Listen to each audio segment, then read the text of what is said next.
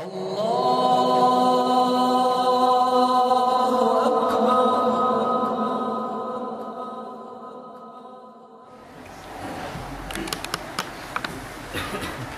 الرحمن الرحيم. الحمد لله وحده والصلاة والسلام على من لا نبي بعده. فأعوذ بالله من الشيطان الرجيم. بسم الله الرحمن الرحيم. إن الله وملائكته يصلون على النبي يا أيها الذين آمنوا صلوا عليه وسلموا تسليما. صدق الله العظيم. وقال النبي صلى الله عليه وسلم من صلى عليه صلاة واحدة صلى الله عليه بها عشرة أو كما قال عليه الصلاة والسلام. سبحانك لا علم لنا إلا ما علمتنا إنك أنت العليم الحكيم. رب اشرح لي صدري ويسر لي أمري واحلل عقدة من لساني يفقهوا قولي. اللهم صل على سيدنا محمد وعلى آل سيدنا محمد كما صليت على إبراهيم وعلى آل إبراهيم إنك حميد مجيد. اللهم بارك على محمد وعلى آل محمد كما باركت على إبراهيم وعلى آل إبراهيم إنك حميد مجيد. أما بعد. Guys, Nabil Sahib has put me on the spot. I wasn't supposed to speak anything. Actually very tired. We had Mufti Shabir Sahib from Blackburn yesterday who came to our Jalsa. So we spent quite a long time into the night speaking to him and benefiting from him. He's an Ustad of Hadith. He's been teaching in Darul Bari for over 25 years. And when I was studying in Darul Bari, he taught us Muslim, Sahih Muslim. Normally every year he would teach Tirmidhi. So we were all looking forward to learning Tirmidhi from Shabir Sahib, because his Tirmidhi is very famous. All the students love the way he teaches Tirmidhi. And even the Imam of Masjid al-Aqsa, he calls him the Sheikh Imam of Tirmidhi of this era. That's how amazing his lessons were. But Qadar Allah Masha, what Allah subhanahu wa ta'ala will. So we learned Muslim by him. And Mufti Sahib is such a personality, such a person, such a scholar who has extreme love for hadith.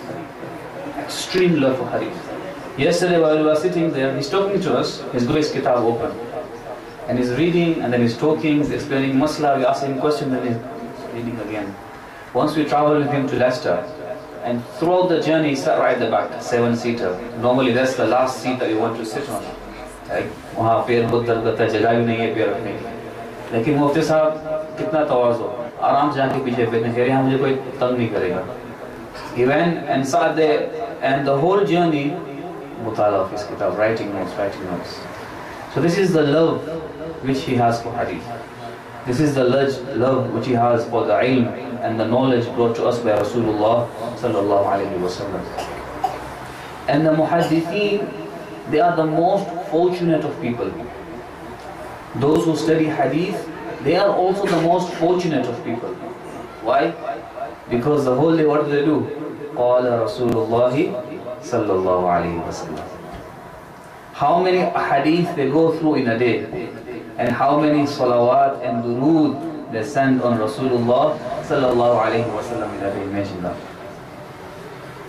And in the Quran, the verse which I recited, Allah subhanahu wa ta'ala says, Inna Allah wa malaikatahu yusalluna ala nabi. That verily Allah subhanahu wa ta'ala and his angels, they send salutations on Rasulullah sallallahu alayhi wa sallam. Ya ayyuhalladhina amanu sallu alayhi wa sallimu taslima. That all you who believe, addressing us, all the believers, हम तमाम मुमिनीन को Allah subhanahu wa ta'ala खिताब करते हैं, फरमाते हैं कि तुम भी आप सल्लल्लाहु अलैहि वसल्लम पर दुरूद भेजो. हमें भी अल्लाह से हुक्म होता है कि हम भी दुरूद भेजें. It's an order from Allah subhanahu wa ta'ala to send durood on Rasulullah sallallahu alaihi wasallam. There is no other ibadah in the Quran anywhere you will look where Allah subhanahu wa ta'ala says that He does it Himself and the angels do it, apart from sending durood on Rasulullah sallallahu alaihi wasallam. So it is a very, very blessed act that we have to do. And this month of Rabiul Awwal is the month in which Rasulullah sallallahu alaihi wasallam was born. And it's the same month in which Rasulullah sallallahu alaihi wasallam left us as yatim. But he left behind the Quran. He left behind his sunnah. He left behind a legacy for us to follow. If this sunnah we follow, then Allah subhanahu wa ta'ala will grant us success in this world and the hereafter. And the best ways of remembering Rasulullah sallallahu alaihi wasallam is through durood. And this durood, the Prophet sallallahu alaihi wasallam himself he taught us. Sahaba asked, how do we send salutations on you? So he said, say, Allahumma salli ala durood, if you learn in the hadith. The different variations come with different narrations, different ahadith. So durood is an amazing way of us gifting something to Rasulullah. Because who are we? We are nothing. हमें कुछ नहीं. हमारा कोई नमाज का ठिकाना नहीं, कोई रोजे का ठिकाना नहीं, कोई अमल का हमारा कोई ठिकाना नहीं. We have nothing to present to Rasulullah sallallahu alaihi wasallam. Do you have anything? कोई है, कुछ है हमारे पास? Nothing. But this is one durood that it is there, that if we send on Rasulullah sallallahu alaihi wasallam, in a hadith, the Prophet ﷺ says, Allah subhanahu wa ta'ala sends 10 salutations on the person. So by just sending one salawat, we get 10 salutations on Rasulullah sallallahu alaihi wasallam. So the ulama mentioned that one of the best ways to get close to the Prophet ﷺ is reciting abundance of durood sharif. जितना दुरूद पढ़ोगे इतना करीब होगे रसूलुल्लाह सल्लल्लाहु अलैहि वसल्लम से, इतनी मोहब्बत होगी रसूलुल्लाह सल्लल्लाहु अलैहि वसल्लम से. So the more durood sharif you read, the more love, the more attachment we will feel to Rasulullah sallallahu alaihi wasallam. Who does not want to be close to the Prophet? Can anybody say here that we don't want to be close to the Prophet? We all want to be close to the Prophet. That's one way that we send salutation on Rasulullah sallallahu alaihi wasallam. And the second way of becoming close to Rasulullah sallallahu alaihi wasallam is following his sunnah, following his ahkam, doing what he has requested us to do. Man ata'a Rasul faqad ata'a Allah. Man yuti'i Allah wa Rasul. All these ahadith, they tell us that the one who obeys Rasulullah sallallahu alaihi wasallam has indeed obeyed Allah subhanahu wa ta'ala. So the obedience of Allah subhanahu wa ta'ala lies on the obedience of Rasulullah sallallahu alaihi wasallam. There's a new fitna out there. They call themselves the Ahlul Quran. That we only believe in the Quran. सिर्फ कुरान को मानते हैं, हम हदीस को नहीं मानते. They reject hadith. They say hadith is nothing. How can you be sure that this is exactly what Rasulullah sallallahu alaihi wasallam said?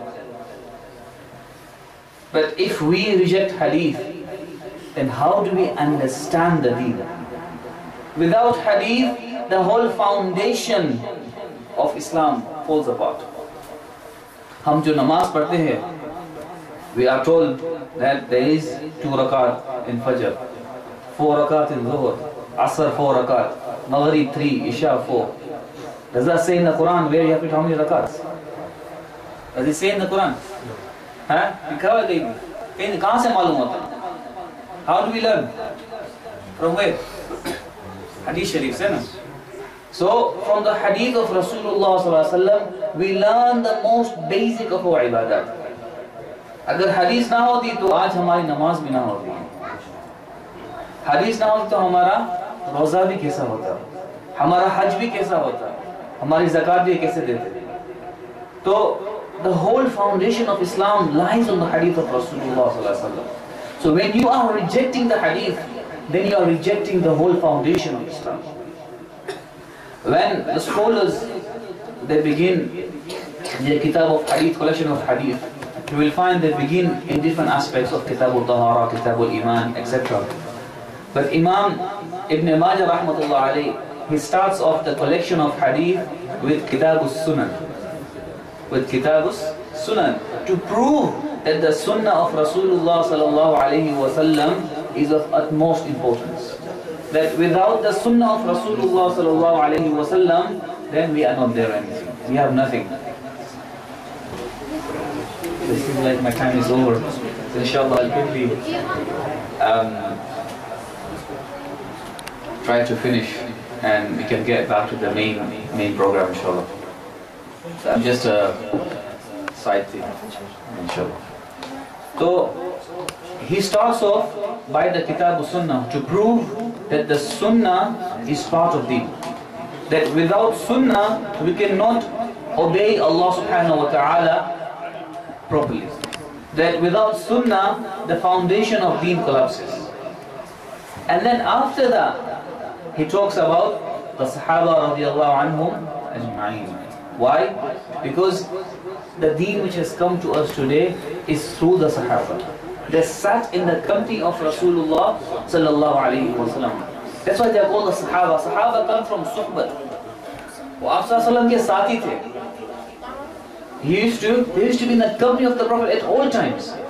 The way he used to eat, drink, look, walk, talk, the way he used to interact with the people, the way he used to do business. Every aspect of the hadith of the Prophet's life is mentioned in the Seerah, in the Sunnah, in the hadith of Rasulullah sallallahu alaihi wasallam. तो हमें शौक पैदा करना है, रग़बत पैदा करनी है. We need to read this hadith. We need to learn about Rasulullah sallallahu alaihi wasallam. We need to study the Seerah of Rasulullah sallallahu alaihi wasallam. That how did he walk?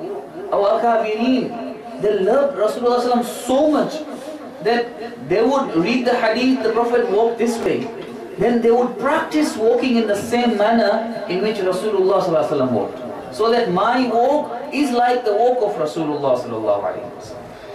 This is the kind of aspect, the detail which our Kabirin went into because of this attachment they had to Rasulullah sallallahu alaihi wasallam. So Imam Ibn Majah, he brings kitab and then he talks about the Sahaba. Because the Sahaba, they were the ones who took the whole deen from Rasulullah sallallahu alaihi wasallam and they passed it on to us. So without the Sahaba, again, there is no foundation of deen. So if you don't believe in the Sahaba, if you swear at the Sahaba, if you say negative things about the Sahaba, then our iman is in danger. Our iman is in danger. खतरा में ईमान है. मोमिन कैसे हो सकते हैं अगर आपने सहाबा को नहीं माना? इसलिए कि सहाबा के जरिए ही आज हमको दीन पहुंचा है. Because of the Sahaba we have got this deen. And then he talks about ilm, knowledge, the fadail. Why should we seek knowledge? So if you seek knowledge, this knowledge comes from the Sahaba, and from there you learn the Sunnah of Rasulullah sallallahu alaihi wasallam. तो हमें तालीम सीखनी है, दीन सीखना है. हमारे कारी साहब यहाँ जो दर्स देते होते हैं उसमें बैठो, शिरकत करो और दरख्वास्त करो कि हमें ये सिखाओ, ये सिखाओ, ये सिखाओ. माशाल्लाह मुफ्ती भी हैं, कारी भी हैं, तो फ़ायदा उठाओ हमारे अइम्मा की. बिल्कुल फ़ायदा उठाओ और तैयार हैं, लेकिन हमें तलब दिखाना है.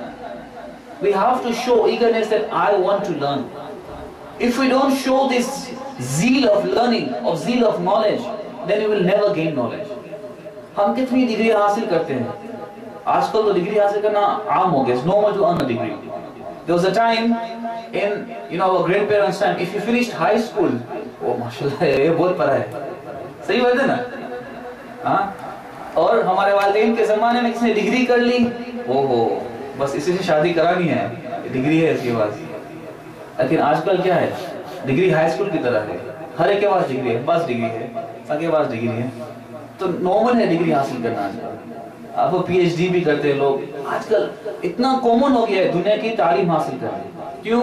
इसलिए कोई रिश्ता रहता नहीं दुनिया की तालीम बगैर. लेकिन हासिल करो, दुनिया की तालीम जितनी करना है हासिल करो, लेकिन इस नीयत से करो कि हम दीन की मदद करेंगे इसके. लेकिन सिर्फ दीन की तालीम तक हमें रुकना नहीं, हमें सिर्फ दुनिया की तालीम तक रुकना नहीं, बल्कि हमें दीन की तालीम भी हासिल करनी. That we need to seek the knowledge of deen, because this is the true knowledge.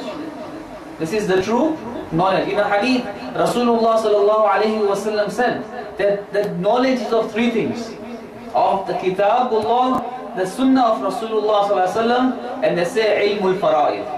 And ilmul fara'id, scholars say it's either two things. One thing, it could be the wiratha, the inheritance, or the second thing, they say just the way the qiyas, the ijma is. from the Ummah.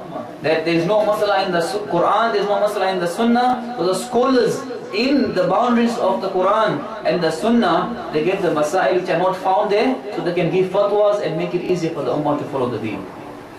So this is the true knowledge, the main essence of knowledge. And then the rest, they are all the extra knowledge.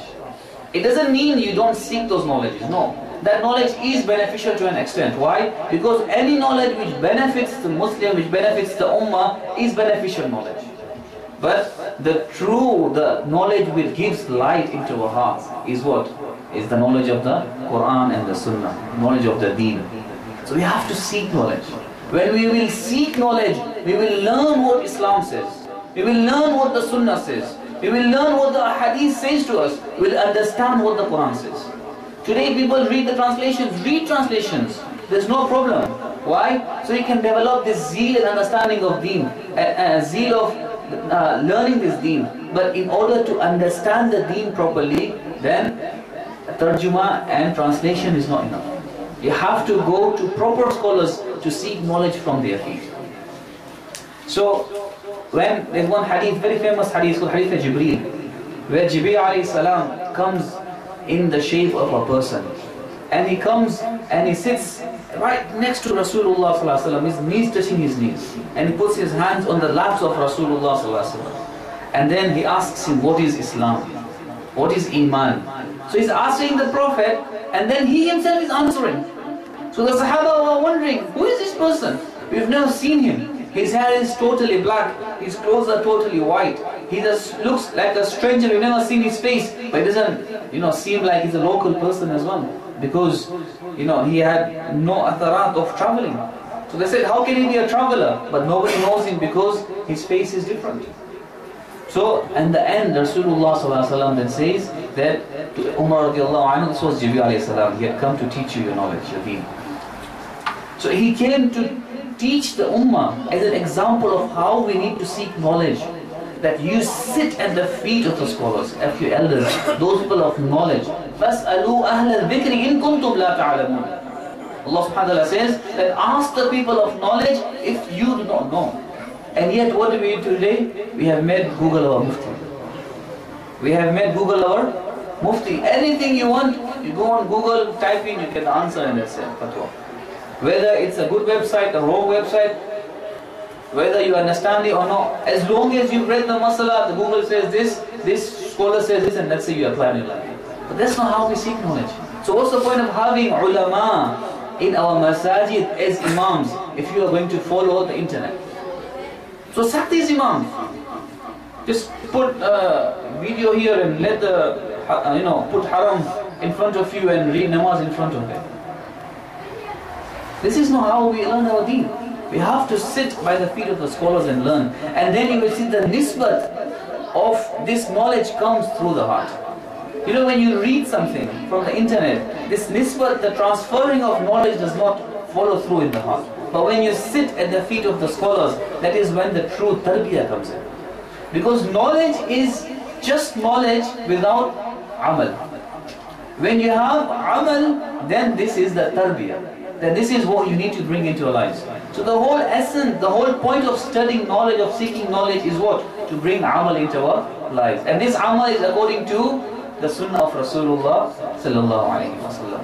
So may Allah subhanahu wa ta'ala make us from those who read Durood Sharif abundantly and from those who seek knowledge from the right sources, so we can know what the sunnah says and we can practice on the sunnah and become more closer to Allah and His beloved Messenger sallallahu alaihi wasallam.